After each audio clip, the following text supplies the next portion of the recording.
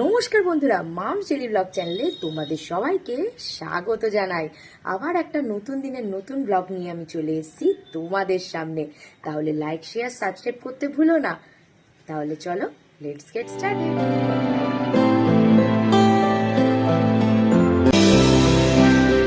Tata.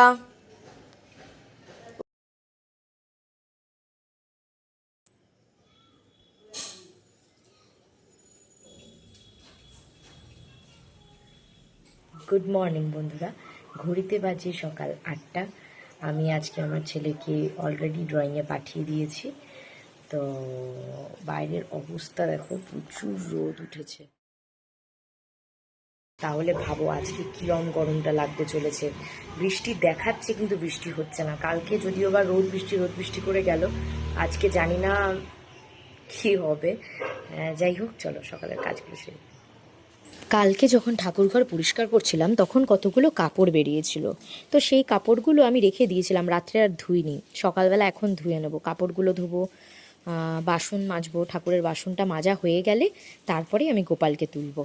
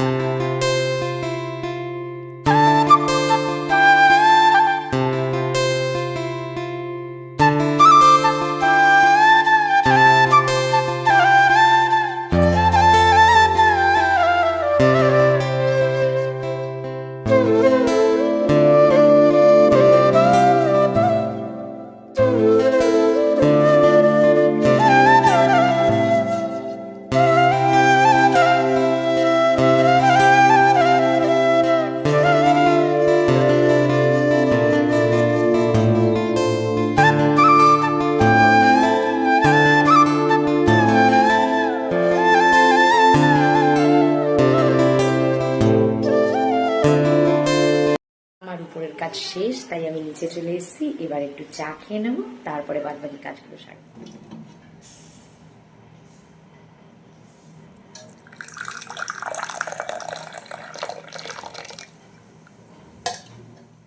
প্রত্যেক দিনই এই গ্রিন টিটা খাওয়ার সময় মনে করি যে আমি কি করে গ্রিন টিটা খাবো, কিন্তু ঠিক খাওয়া কিন্তু হয়ে যায়। শরীর সম্পর্কে সচেতন না হলে অসুবিধা আছে, সেই চিন্তা করে আমি গ্রিন টিটা খাই।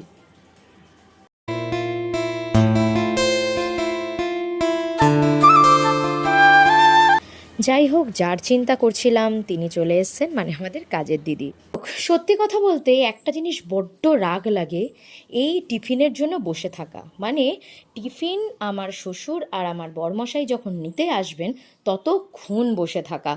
কারণ তারা বাজার নিয়ে আসবে, এবার বাজার নিয়ে আসলে যদি মাছ নিয়ে আসে সেই মাছটা আমার ধুতে হবে, তারপরে আমি স্নান করতে যাব। তার আগে তো আমি স্নান করতে গেলে তো সেই স্নান করার পর সেই আঁশঘাটার মতনই অবস্থা হবে। যাই হোক, বাবা আর ছেলে দুজনেই চলে এসছে। ছেলেকে ড্রয়িং থেকে আনতে গেছিলো বলে ওর বাবার দেরি হচ্ছিল বলল, আর বাজারও সঙ্গে করে নিয়ে এসছে। বাজারে ছিল লাউ শাক, আর বলেছিল ভালো মাছ পায়নি তাই ডিম করতে। ছেলেও চলে এসছে, আর ছেলেকে খাবার দিয়ে আমি উপরে চলে এসেছি। দুধ বিস্কুট খাবে বললো, তো দুধ বিস্কুট দিয়ে আমি চলে এসেছি। আমার শাশুড়ি মা বললেন যে আমি মুড়ি খেয়ে নেবো, তুই উপরে চলে যা। তো আমি তাকে ওষুধটা সামনে দিয়ে আমি উপরে চলে এসেছি। এবারে স্নান করব, করে পুজো দিতে বসবো।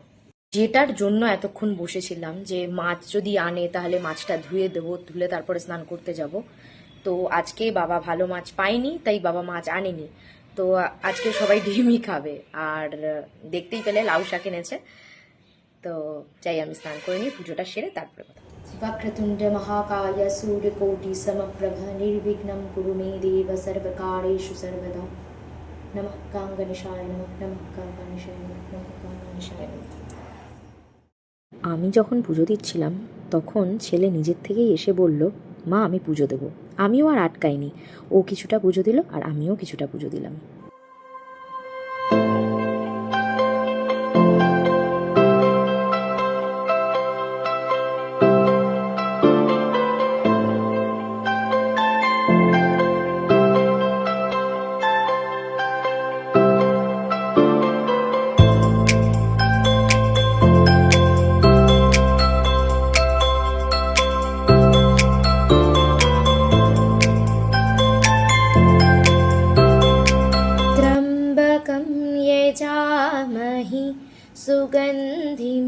पुष्टिवर्धनम् उर्वारुकमिव वन्दना मृत्योर्मोक्षेयमामृतात् आपदं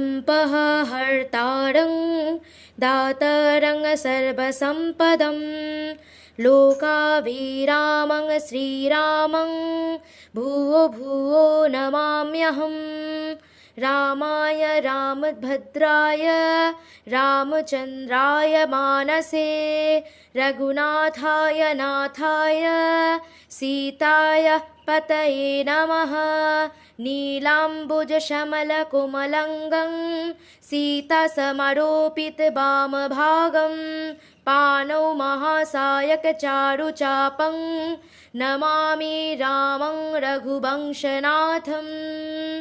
জয় শ্রীরাম, জয় শ্রীরাম, জয় শ্রীরাম। এইভাবে আমি আমার সব পুজো শেষ করলাম।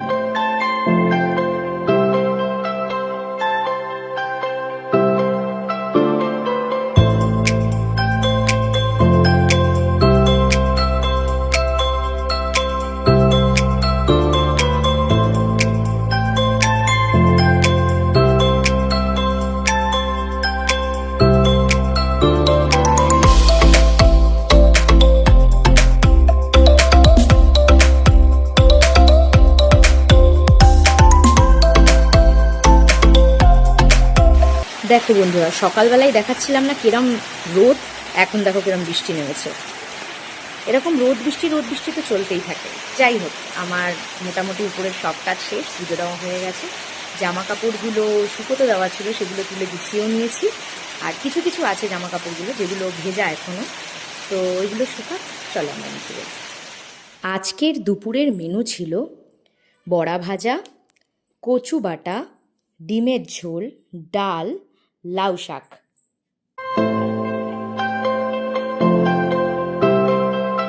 দেখেছো বন্ধুরা কেমন বৃষ্টি হয়েছে? তখন যে বৃষ্টিটা হচ্ছিল সেটা অনেকক্ষণ ধরে চলেছে বৃষ্টিটা। সকালে কিরম রোদ ছিল আর এখন দেখো কিরকম বৃষ্টি হয়ে চারিদিক কাদা কাদা হয়ে গেছে।